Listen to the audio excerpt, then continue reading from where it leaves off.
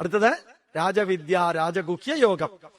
എല്ലാ ആത്മീയ വിദ്യയും ശാസ്ത്രത്തിന്റെ സഹായത്തോടെ തന്നെ പഠിക്കണം. ജ്ഞാനം വിജ്ഞാനസഹിതം യജ്ഞാത്വാ മോക്ഷ്യത്തെ അശുഭാത്. ഇതാണ് ശ്രീകൃഷ്ണന്റെ മഹത്വം. നിങ്ങൾ എന്ത് ചെയ്യുകയാണെങ്കിലും സയന്റിഫിക് ആയിട്ട് അനലൈസ് ചെയ്യണമെന്ന് ആദ്യം ലോകത്തോട് പറഞ്ഞത് ശ്രീകൃഷ്ണനാ. അന്ധമായിട്ടൊന്നും ചെയ്യല്ലേ. നിങ്ങൾ ചിന്തിക്കുക, ഈ കാര്യം ഞാൻ ചെയ്യുന്നു, അത് നല്ലതാണ്, നന്മ നിറഞ്ഞതാണെന്നുള്ളതിന് തെളിവ് എന്താ പറഞ്ഞിരിക്കുന്നത്? 7 തെളിവ് പറഞ്ഞിട്ടുണ്ട്. ഒരു ധർമ്മം എന്ത്, നല്ലതെന്ത്, പുണ്യമെന്ത്, മനസ്സ്, ശരീരം, കുടുംബം, സംസ്കാരം, സമൂഹം, രാഷ്ട്രം, സർവചരാചരം. ഈ 7 നന്മ വരുത്തുന്നതേ ചെയ്യാവൂ.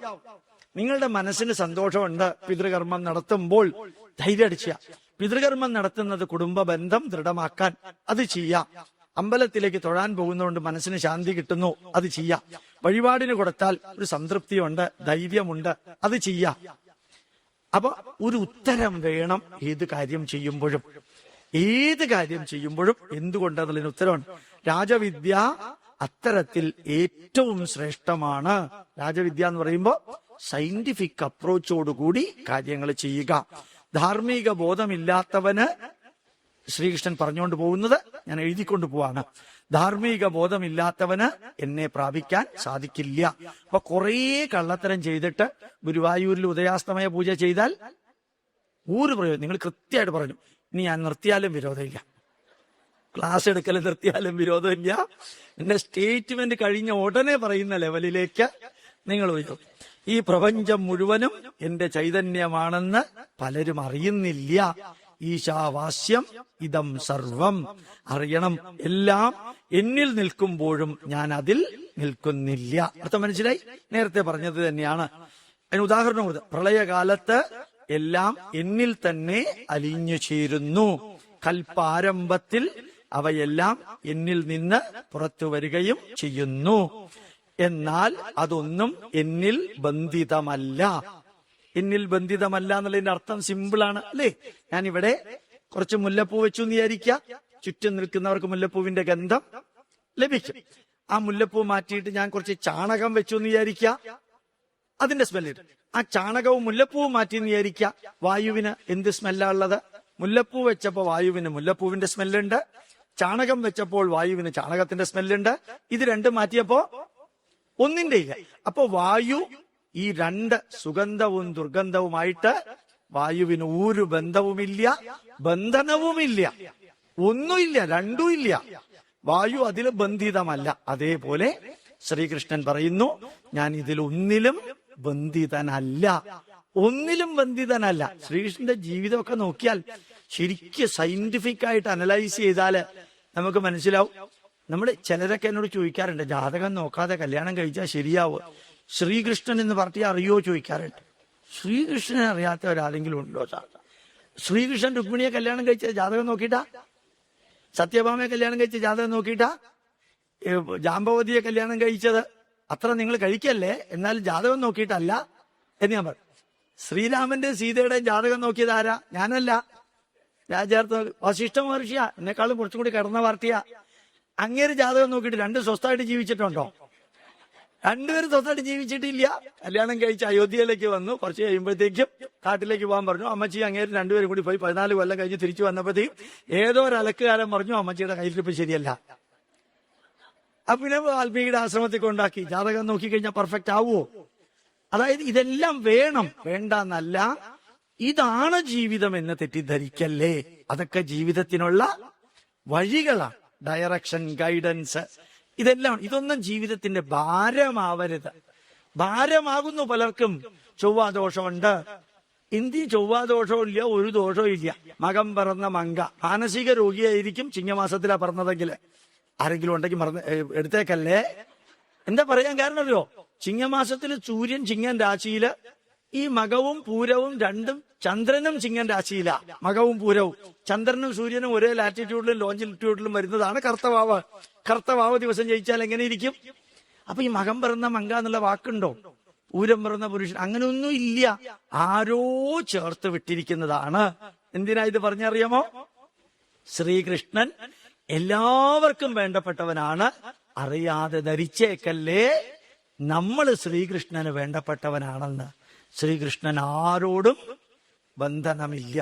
അതൊരു യാത്രയാണ്. ശ്രീകൃഷ്ണന്റെ യാത്ര ദ്വാരക കടലിൽ മുങ്ങിയിട്ട് പോലും കൃഷ്ണൻ ഒന്നും തോന്നിയിട്ടില്ല. അവിടെ കൗരവര് മരിച്ചു. ഉത്തങ്ക മഹർഷി കൃഷ്ണനെ ശപിച്ചു. ഉത്തങ്ക മഹർഷി വീണ്ടും ശപിച്ചു, ഗാന്ധാരി കൂടാതെ. എന്നിട്ട് ഉത്തങ്ക മഹർഷിയോട് തിരിച്ചെന്താ പറഞ്ഞറിയോ? ഈ താർ മരുഭൂമിയില് ഇടയ്ക്ക് മേഘങ്ങൾ പ്രത്യക്ഷപ്പെടും. മരുഭൂമിയിൽ പ്രത്യക്ഷപ്പെടുന്ന മേഘത്തിന്റെ പേര് അങ്ങയുടെ പേരിനാൽ അറിയപ്പെടട്ടെ, ഉത്തങ്ക മേഘങ്ങൾ. ഉത്തങ്ക മഹർഷിയുടെ പേരിലാണ് ഉത്തങ്ക മേഘങ്ങൾ എന്നറിയപ്പെടുന്നത്. കൃഷ്ണനെ ശപിച്ച ഉത്തങ്ക മഹർഷി സ്റ്റണ്ടടിച്ചിരുന്നു പോയി. എന്റെ പേരിൽ മേഘങ്ങൾ അറിയപ്പെടട്ടെ എന്ന് പറഞ്ഞപ്പോ, എന്താ കൃഷ്ണ അങ്ങനെ പറഞ്ഞത്? ഈ ഭാരതഭൂമിയിൽ മാത്രമേ ഈശ്വരനെയും അവതാരങ്ങളെയും ശപിക്കാൻ വരെ കപ്പാസിറ്റി ഉള്ള മനുഷ്യരുള്ളൂ എന്ന് ലോകം അറിയട്ടെ. അർത്ഥം മനസ്സിലായോ? മനസ്സിലായില്ല. ഭാരതഭൂമിയിൽ മാത്രമാണ് ഈശ്വരാവതാരത്തെയും ഈശ്വരനെയും പോലും ശപിക്കാൻ കഴിവുള്ള മനുഷ്യരുള്ളത്. ഇപ്പൊ മനുഷ്യന് ഈശ്വരനേക്കാൾ ഉയരാൻ സാധിക്കുമെന്ന് ലോക ജനത അറിയട്ടെ എന്ന് പറഞ്ഞ അദ്ദേഹത്തിനെ അനുഗ്രഹിച്ച് കൃഷ്ണൻ പോയി. അതാണ് നമ്മുടെ ഭഗവത്ഗീതയിൽ കൃഷ്ണന്റെ, ഭഗവത്ഗീതയിലല്ല, ഭാഗവതത്തിലായാലും മഹാഭാരതത്തിലായാലും ശ്രീകൃഷ്ണന്റെ കപ്പാസിറ്റി എന്ന് പറയുന്നത്.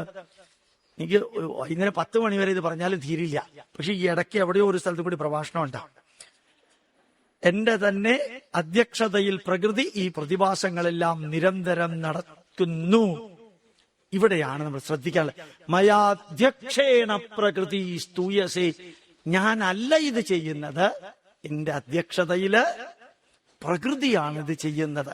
ഞാൻ കുറച്ചു മുമ്പ് ഇംഗ്ലീഷിൽ ഒരു വരി പറഞ്ഞല്ലോ, whenever the system in equilibrium is disturbed, the system will adjust.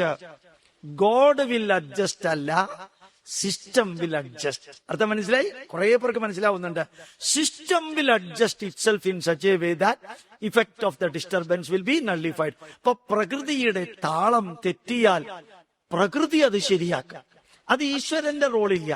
ഈശ്വരൻ സാക്ഷി ഭാവത്തിൽ നിൽക്കുന്നു. അതാ കൃഷ്ണൻ പറയുന്നത്, എന്റെ അധ്യക്ഷതയില് പ്രകൃതിയുടെ മാർഗമാണ്. എന്റെ തന്നെ അധ്യക്ഷതയില് പ്രകൃതിയിൽ ഈ പ്രതിഭാസങ്ങളെല്ലാം നിരന്തരം നടക്കുന്നു. ഒന്ന് പല സൈഡിൽ മാർക്ക് ചെയ്തേക്കാം. സാധാരണക്കാർ എന്നെ സാധാരണ മനുഷ്യൻ മാത്രമായി കാണുന്നു. ശ്രേഷ്ഠ പണ്ഡിതർ എന്നെ വ്യക്തമായി മനസ്സിലാക്കുന്നു. ചിലർ എന്നെ പഠിക്കുന്നു, എന്നെ കുറിച്ച് പഠിക്കുന്നു. ചിലർ എന്നെ കുറിച്ച് വിവരിക്കുന്നു. ചിലർ എന്നെ സ്തുതിക്കുന്നു. ചിലർ യജ്ഞമായി എന്നെ ഉപാസിക്കുന്നു. ഇതെല്ലാം ഇപ്പൊ നടക്കുന്ന കാര്യമാണ്. 51.5 നൂറ്റാണ്ടുകൾക്ക് മുമ്പ് കൃഷ്ണൻ പറഞ്ഞത് ഇപ്പൊ നടക്കുന്ന കാര്യമാണ്, അല്ലെ? ചിലരെന്നെ സ്തുതിക്കുന്നു, ചിലരെന്നെ ഉപാസിക്കുന്നു, ചിലരെന്നെ വിവരിക്കുന്നു, ചിലർ യജ്ഞമായിട്ട് കൃഷ്ണാർപ്പണമസ്തു എന്ന് പറയുന്ന കേട്ടിട്ടുണ്ടോ? ബ്രഹ്മാർപ്പണമസ്തു എന്ന് പറയുന്ന പോലെ കൃഷ്ണ അർപ്പണമസ്തു, യജ്ഞമായിട്ട് ആരാധിക്കുന്നു. ഇനി ഞാൻ ആരാണെന്ന് കൃഷ്ണൻ പറയുന്ന, നിങ്ങൾക്ക് വായിക്കാനേ ഉള്ളൂ, ഞാൻ സ്പീഡിൽ വായിക്കാം.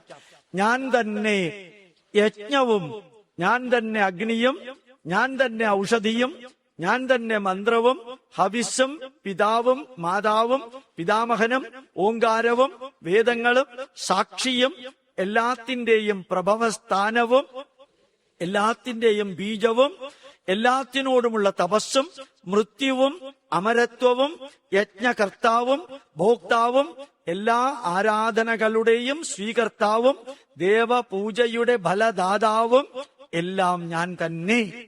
ഞാൻ അധ്യക്ഷനായി നിൽക്കുന്നു. ഫലദാതാവ് പ്രകൃതിയിലൂടെ ഞാനാണ് കൊടുപ്പിക്കുന്നത്. ഞാനല്ല കൊടുക്കുന്നത്, പ്രകൃതി അത് ചെയ്യുന്നത് എന്റെ അധ്യക്ഷതയിലാണ്.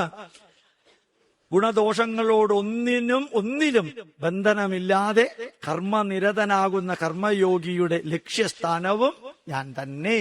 എല്ലാവരും എത്താൻ ആഗ്രഹിക്കുന്ന പോയിന്റും ഞാൻ തന്നെ. എനിക്ക് പ്രിയനോ അപ്രിയനോ ആയിട്ടാരുമില്ല, ഒന്നുമില്ല. അതുകൊണ്ട് PS അച്യുതാനന്ദൻ സാറിന്റെ മകൻ അരുൺകുമാർ ഗുരുവായൂരിലേക്ക് പോയാലും പിണറായി വിജയൻ സാറിന്റെ മക്കൾ രണ്ടുപേരും ഗുരുവായൂരിലേക്ക് പോയാലും ഗുരുവായൂരപ്പന് ഒരേപോലെ. അർത്ഥം മനസ്സിലായല്ലോ? അവിടെ അമ്പലത്തിനകത്ത് രണ്ടുപേരും തമ്മില് വ്യത്യാസം. അപ്പൊ എനിക്ക് പ്രിയപ്പെട്ടവൻ അങ്ങനെ ഒരാളില്ല, എനിക്ക് ഇഷ്ടമില്ലാത്തവൻ അങ്ങനെ ഒരാളും ഇല്ല. നമുക്കത് പറ്റുമോ? പറ്റില്ല.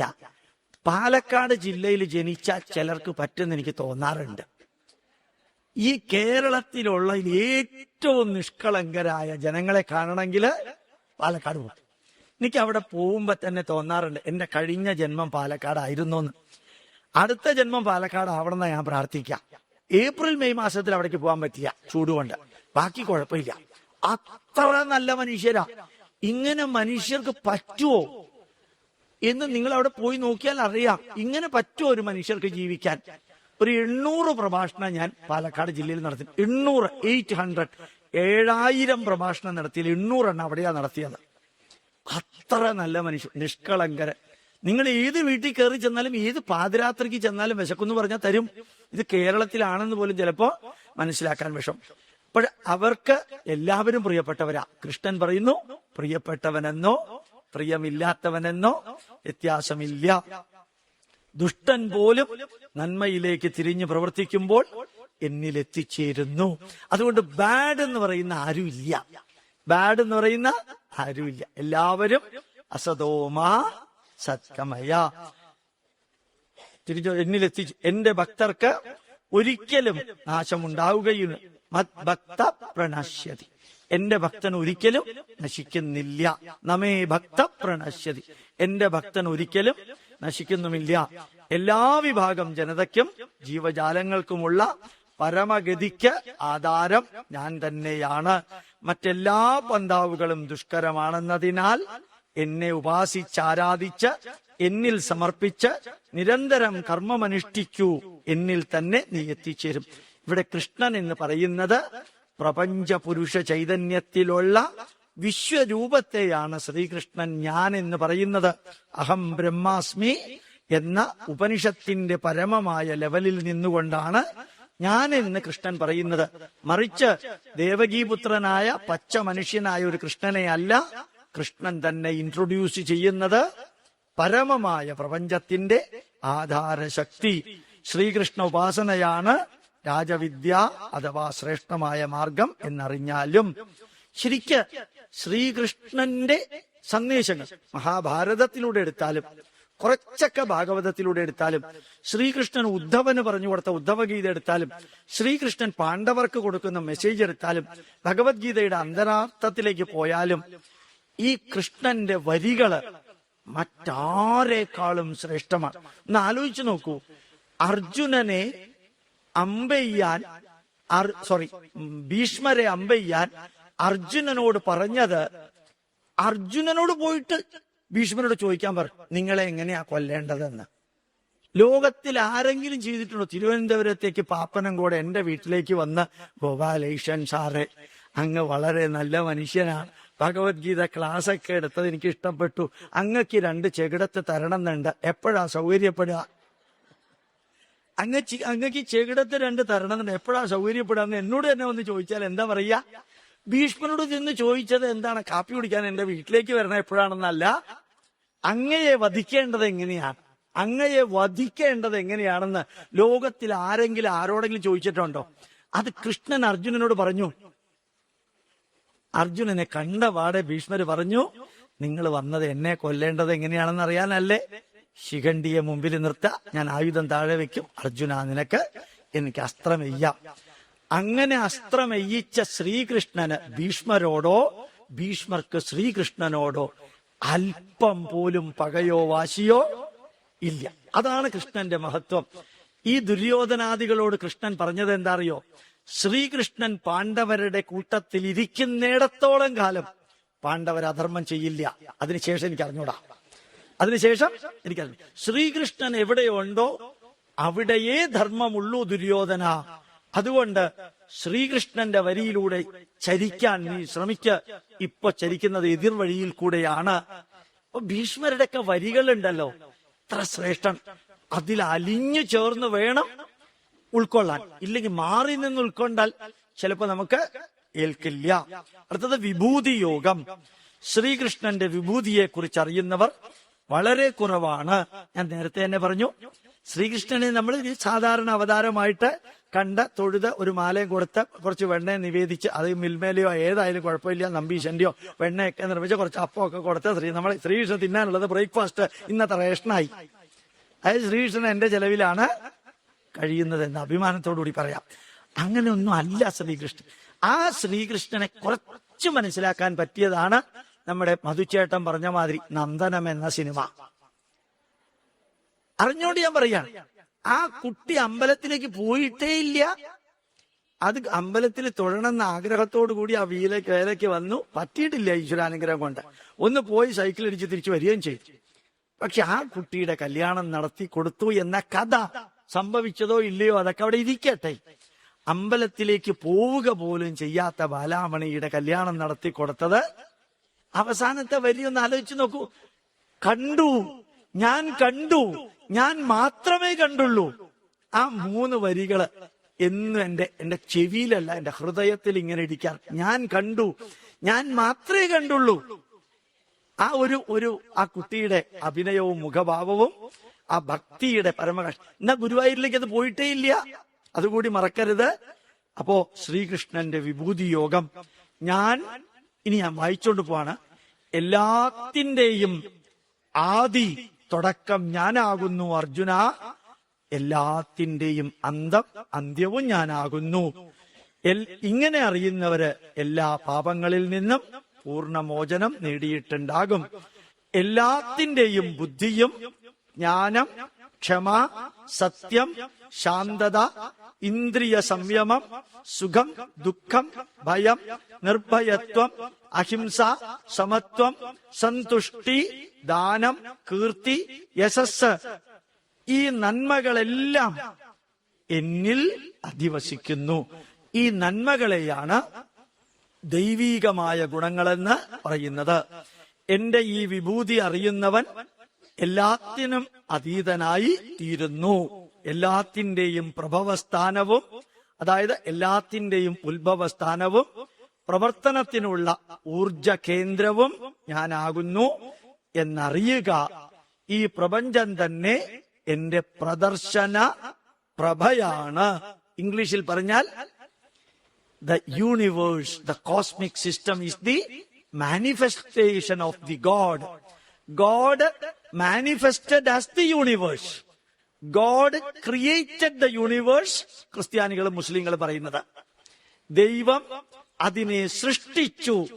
അത് ക്രിസ്തുമതം, ഇസ്ലാം മതം. ദൈവം അതായി തീർന്നു. അത് സനാതനധർമ്മം. God created the world. God manifested as the world. നീ തന്നെ സൃഷ്ടിയും സൃഷ്ടാവും സൃഷ്ടിജാലവും സൃഷ്ടിക്കുള്ള സാമഗ്രിയായതും നീയല്ലോ ദൈവമേ. ആ വരി നോക്ക. സൃഷ്ടിയും സൃഷ്ടാവും സൃഷ്ടിക്കുള്ള സാമഗ്രിയും സൃഷ്ടികർത്താവും എല്ലാം നീ തന്നെയാണ് എന്ന് പറയുന്ന അവസ്ഥ. ഈ പ്രപഞ്ചം തന്നെ എന്റെ പ്രദർശന പ്രഭയാണ്. The total cosmic system is the manifestation of divine power. എന്റെ വാസസ്ഥലമാകട്ടെ ഓരോ വ്യക്തിയുടെയും ഹൃദയസ്ഥാനവുമാണ്. ഹൃദ്ദേശേ അർജുന തിഷ്ഠതി. ഹേ അർജുന, ഹൃദയഭാഗത്ത് ഞാൻ നിലനിൽക്കുന്നു, ഈശ്വരൻ നിൽക്കുന്നു. അർജുനൻ കൃഷ്ണനോട് ചോദിക്കുന്നു, അങ്ങയുടെ വിവരണാതീതമായ ഈ വിഭൂതി ഒന്ന് പ്രദർശിപ്പിച്ച് വിവരിച്ചു തന്നാലും എന്ന്. അപ്പോ ഈ ഇപ്പോഴത്തെ അവസ്ഥ എന്താ? സ്റ്റുഡന്റിന്റെ ലെവലിൽ നിന്നും അർജുനൻ താഴ്ന്നു ദാസ്യഭാവ ഭക്തിയിലേക്ക്. അങ്ങന്റെ യജമാനനാണ്, ഞാൻ അങ്ങയുടെ ദാസനാണ്. ദാസ്യഭാവ ഭക്തിയാണ് ഹനുമാനും ശ്രീരാമനും തമ്മിൽ ഉണ്ടായിരുന്നത്. ഇത്ര നേരം അർജുനനും കൃഷ്ണനും തമ്മിൽ സഖ്യഭാവ ഭക്തിയായിരുന്നു. സഖ്യഭാവ ഭക്തി, സുഹൃത്തുക്കളായിരുന്നു. ഇപ്പൊ നേരെ ദാസ്യഭാവ ഭക്തി. കൃഷ്ണ, നീ എന്നെ രക്ഷിക്കണം എന്ന ലെവലിലാണ്. അങ്ങയുടെ വിഭൂതി ഒന്ന് കണ്ടാൽ കൊള്ളാം.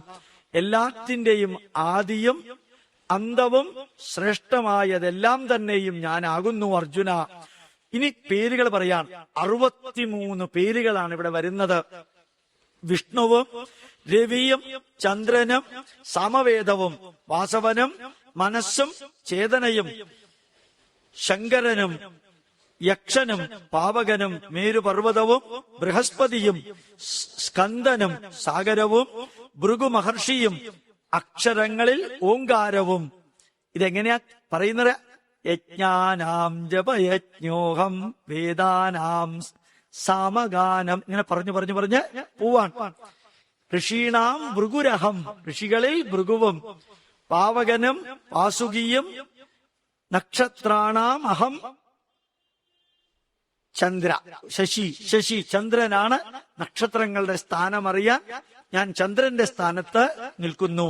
സ്കന്ദനും സാഗരവും ഭൃഗു മഹർഷിയും അക്ഷരങ്ങളില് ഓംകാരവും യജ്ഞങ്ങളിൽ ജപയജ്ഞവും പർവ്വതങ്ങളിൽ ഹിമാലയവും മരങ്ങളിൽ ആൽമരവും മഹർഷിമാരില് നാരദനും ഗന്ധർവന്മാരിൽ ചിത്രരഥനും മഹർഷിമാരിൽ സിദ്ധാനാം കപിലോ മുനി.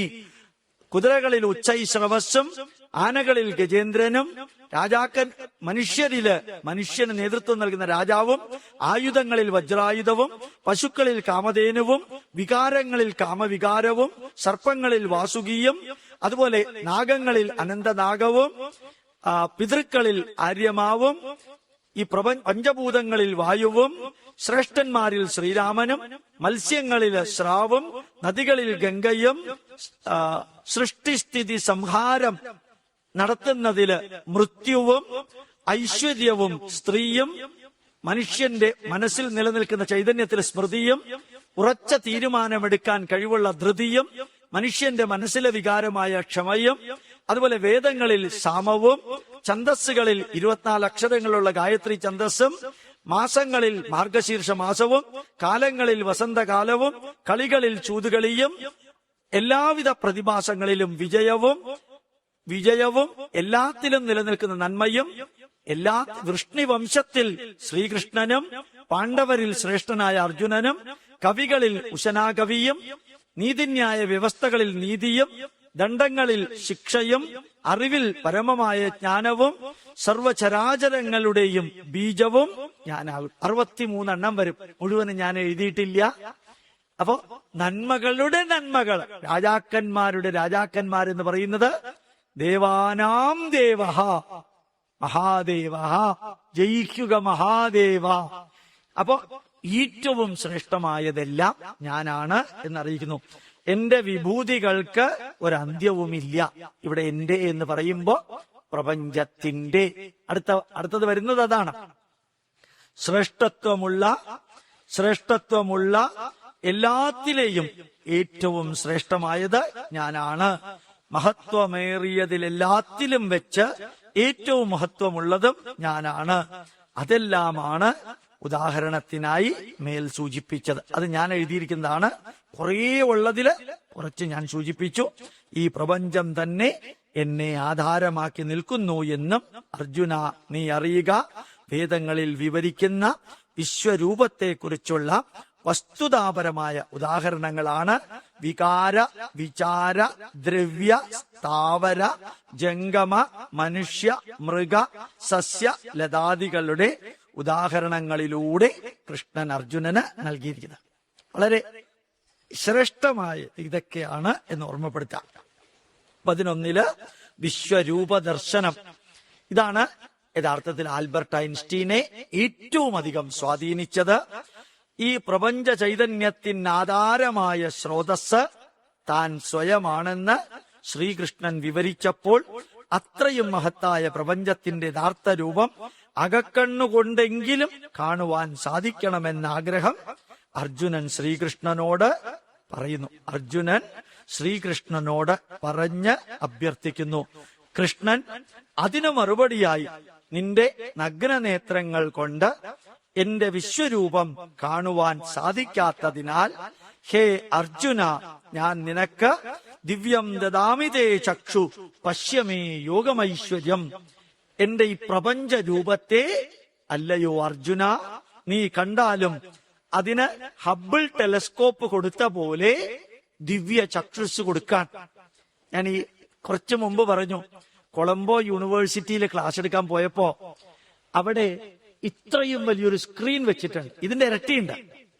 ഇരട്ടി സ്ക്രീനില് ഹബിൾ ടെലസ്കോപ്പിലൂടെ കാണുന്ന ഈ പ്രപഞ്ചത്തിന്റെ ചിത്രം വെച്ചിട്ടുണ്ട്. അതിന്റെ മുമ്പിൽ നിന്നാൽ നമ്മൾ തരിച്ചു നിന്നുപോകും.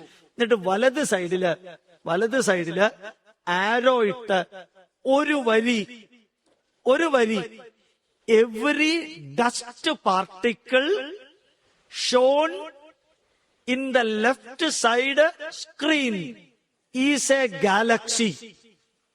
അർത്ഥം മനസ്സിലായി? ഈ ബ്രഹ്മാണ്ടത്തിന്റെ ചിത്രം കാണിച്ച് ചെറിയ ചെറിയ രൂപങ്ങളും പൊടിപടലങ്ങൾ പോലെ കാണുന്നത് എവറി ഡസ്റ്റ് പാർട്ടിക്കിൾ, ഒരു ഡസ്റ്റ് പാർട്ടിക്കിളിന്റെ അത്രയും വലിപ്പമുള്ള ഓരോ തിളങ്ങുന്ന സ്പോട്ടും ഒരു ഗാലക്സിയാണ്. നക്ഷത്രമല്ല, സൗരയൂഥമല്ല, ബ്രഹ്മാണ്ടം.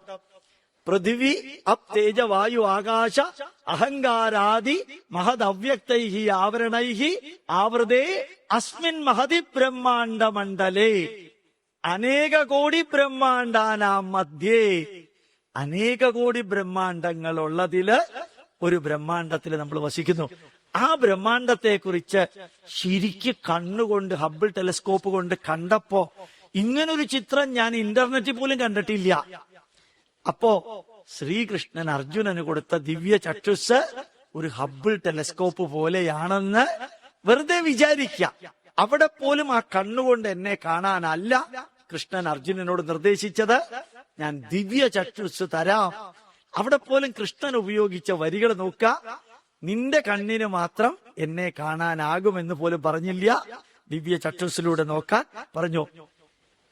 ഞാൻ നിനക്ക് ദിവ്യ ചക്ഷുസ് നൽകാമെന്നും അതിലൂടെ തന്നെ അതിമഹത്തായ വിശ്വരൂപം കാണുവാൻ കൃഷ്ണൻ നിർദ്ദേശിക്കുന്നു. ദൂരെ മാറി നിന്ന് സഞ്ജയനും ആ വിശ്വരൂപം കണ്ട് അത്ഭുത സ്തബ്ധനാകുന്നത് ധൃതരാഷ്ട്രനോട് സഞ്ജയൻ വിവരിക്കുന്നു. ഇനി ദിവ്യമായ വിശ്വരൂപ ശരീരം, പിന്നെ വാക്കുകളാണ്. അത് ശരിക്ക് വയലാർ രാമവർമ്മ എഴുതിയ ചില കവിതകൾ പോലെയാണ് ഈ 11-ാം അധ്യായത്തിൽ ആ വിശ്വരൂപത്തെ കുറിച്ച് വിവരിക്കുന്നത്. അല്ല രസ, ദിവ്യമായ വിശ്വരൂപ ശരീരം, ദിവ്യമായ നേത്രങ്ങള്, ദിവ്യമായ മുഖങ്ങള്. ദിവി സൂര്യ സഹസ്രസ്യ ഭവേദ് യുഗപദുത്തിദ യതിവാ സദൃശീ സാ സ്യാത് ഭാസസ്തസ്യ മഹാത്മനഃ. ആയിരക്കണക്കിന് സൂര്യൻ ഉദിക്കുന്ന പ്രതീതി മറ്റൊന്നിനോടും തുലനം ചെയ്യാൻ സാധിക്കാത്ത രൂപം കണ്ട് അത്ഭുത സ്തബ്ധനായി അർജുനൻ കൃഷ്ണന്റെ വിശ്വരൂപത്തെ പ്രകീർത്തിക്കുന്നു. വിശ്വരൂപത്തിൽ അർജുനന് കാണുവാൻ സാധിച്ച രൂപങ്ങളും ഭാവങ്ങളും അനന്തതയും അതിന്റെ വ്യാപ്തിയും അതിന്റെ പ്രകാശവും അതിന്റെ ശബ്ദവും അതിന്റെ ഉഗ്രരൂപത്വവും അതിൽ നിലനിൽക്കുന്ന ദേവന്മാരും കൈകൂപ്പി നിൽക്കുന്നതും എല്ലാം തന്നെ അർജുനൻ പ്രാർത്ഥനാരൂപത്തിൽ വിവരിക്കുന്നു. വിശ്വരൂപത്തിലുള്ള ദംഷ്ട്രവും നിറങ്ങളും ഭൂമിയിലുള്ള എല്ലാം തന്നെയും ജനനമരണ പ്രക്രിയ ഉൾപ്പെടെ അതേ വിശ്വരൂപ ശരീരത്തിൽ അർജുനന് കാണാൻ സാധിക്കുന്നു. അതേ അർജുനന് താൻ അതിലാണ് നിലകൊള്ളുന്നത്. അതിൽ നിൽക്കുന്ന പാണ്ഡവരെയും ആ വിശ്വരൂപത്തിൽ നിൽക്കുന്ന കൗരവരെയും ആ വിശ്വരൂപത്തിൽ തന്നെ ഈ കുരുക്ഷേത്ര യുദ്ധഭൂമിയും എല്ലാം അർജുനൻ ഭയഭീതിയോടുകൂടി കാണുന്നു. കൈകൂപ്പി നിന്ന് വിശ്വരൂപത്തിലുള്ള കൃഷ്ണനോട് പ്രാർത്ഥിക്കുന്നു. അനുഗ്രഹിക്കാനായി ഞാൻ അപേക്ഷിക്കുന്നു കൃഷ്ണ. ഇപ്പൊ ഇവിടുത്തെ വാക്കെന്താണ്? Complete surrendering, complete surrender. ഇനി അർജുനൻ കൃഷ്ണൻ പറഞ്ഞതിൽ നിന്ന് ഒരിഞ്ച് മാറില്ല. കണ്ടില്ലേ എങ്ങനെയാ ആൾക്കാരെ വരച്ച വരയിൽ നിർത്തേണ്ടത്? കൃഷ്ണൻ വരച്ച വരയിൽ കൃഷ്ണൻ നിർത്തി. അതിന് അറിവുണ്ടായാ മാത്രം പോരാ, ഓർഡറില് അതെങ്ങനെയാ പറഞ്ഞ് മുമ്പിലുള്ളവനെ കൊണ്ട് അംഗീകരിപ്പിക്കേണ്ടത് എന്ന് കൃഷ്ണൻ 3 സ്ഥലത്താ ശ്രീകൃഷ്ണൻ വിശ്വരൂപം കാണിച്ചത്. ഒന്ന്, ദുര്യോധനന്റെ മുമ്പില് ദുര്യോധനൻ കയറ് കെട്ടാനായിട്ട് വന്നപ്പോ വിശ്വരൂപങ്ങൾ എന്തിനായിരുന്നു? ഒരു ഇംഗ്ലീഷ് വരി, ഐ ആം അൺകോൺകറബിൾ. ദുര്യോധന, നിനക്കെന്നെ പിടിച്ചു കെട്ടാൻ സാധ്യമല്ല എന്ന് ബോധ്യപ്പെടുത്താൻ ഭീഷ്മരുടെ മുമ്പിൽ വിശ്വരൂപം കാണിച്ചു. I am approachable. ആർക്ക് വേണമെങ്കിലും എന്നെ വന്ന് പ്രാപിക്കാം. ഭീഷ്മര് പറഞ്ഞു, എനിക്ക് നിന്റെ രൂപം ഒന്ന് കണ്ടാൽ കൊള്ളാം. നിങ്ങൾ കേട്ടിട്ടുണ്ടാവും, ശരശയ്യയിൽ കിടക്കുന്ന ഭീഷ്മര്. ആ വിശ്വരൂപം കണ്ട്, കയ്യിൽ പൂവൊന്നുമില്ല ഭീഷ്മരുടെ, മനസ്സിൽ തൊട്ടുകൊണ്ടാണ് ഓം വിശ്വം വിഷ്ണു ഷട്കാരോ ഭൂതഭവ്യഭവത് പ്രഭോ ഭൂതകൃത് ഭൂതഭൃത് ഭാവോ ഭൂതാത്മാ ഭൂതഭാവന ഭൂതാത്മാ പരമാത്മാ ച മുക്താനാം പരമാഗതി അവ്യയ പുരുഷ സാക്ഷി ക്ഷേത്രജ്ഞോക്ഷര ഏവ ച യോഗോ യോഗവിധാൻ നേതാ പ്രധാന പുരുഷേശ്വര. അവിടെ നിന്ന് സർവ്വതും മറന്ന് വിഷ്ണു സഹസ്രനാമത്തിലെ 1001 നാമങ്ങളിലൂടെ ആ ഭീഷ്മര് ലോകം തന്നെ മറന്ന് കൃഷ്ണനെ അങ്ങോട്ട് ആരാധിക്കുക. Unconditional surrendering. അത് ശരശയ്യയിൽ കിടക്കുന്ന ഭീഷ്മര്. ഇത് ജീവനോടെ കുരുക്ഷേത്ര ഭൂമിയിൽ നിൽക്കുന്ന അർജുനൻ സറണ്ടർ ചെയ്യുന്നു വിശ്വരൂപം. എന്തിനായി ഇവിടെ വിശ്വരൂപം കാണിച്ചത്? ദുര്യോധനനെ കാണിച്ചത് നിനക്കെന്നെ കീഴടക്കാൻ സാധ്യമല്ല. ഭീഷ്മരെ കാണിച്ചത് എപ്പോ വേണമെങ്കിലും ഞാൻ ആർക്കും അപ്രോച്ചബിൾ ആണ്. അർജുനന്റെ അടുത്ത് കാണിച്ചത് പ്രകൃതി നിയമമാണ്. അർജുന, ഞാൻ നിന്നോട് പറയുന്നത് പ്രകൃതിയുടെ നിയമമാണ്. അധർമ്മത്തെ ഇല്ലാതെയാക്കേണ്ടത് ധർമ്മം പാലിക്കാൻ ആഗ്രഹമുള്ളവരാണ്. ധർമ്മോ രക്ഷതി രക്ഷിത ധർമ്മമേവ ഹതോ ഹന്തി. ധർമ്മത്തെ രക്ഷിക്കുന്നവനെ മാത്രമേ ധർമ്മം രക്ഷിക്കുന്നുള്ളൂ. ധർമ്മത്തെ നശിപ്പിക്കുന്നവനെ ധർമ്മം തന്നെ നശിപ്പിക്കും. ധർമ്മോ രക്ഷതി രക്ഷിത ധർമ്മമേവ ഹതോ ഹന്തി. ആ അർജുനനെ കൊണ്ട് അർജുനനെ ബോധ്യപ്പെടുത്തി ഞാൻ നിന്നോട് ഇത്രയും നേരം പറഞ്ഞത് എന്റെ നിയമമല്ല, പ്രകൃതി നിയമമാണ്. നീ ഇത് ഫോളോ ചെയ്തേ മതിയാവും. That's all. No question should I. വേണോ? ഇവിടെ വേണോ വേണ്ടോ എന്നൊന്നുമില്ല. സാമ്പാറും ചോറും വിളമ്പി തന്നെ കഴിച്ചേ മതിയാവും, വേറൊന്നുമില്ല. ഞായറാഴ്ച ഹോട്ടലൊന്നും അടുത്തില്ല. അപ്പൊ നോ അതർ ആൾട്ടർനേറ്റീവ്. നീ ഫോളോ ചെയ്തേ മതിയാവും.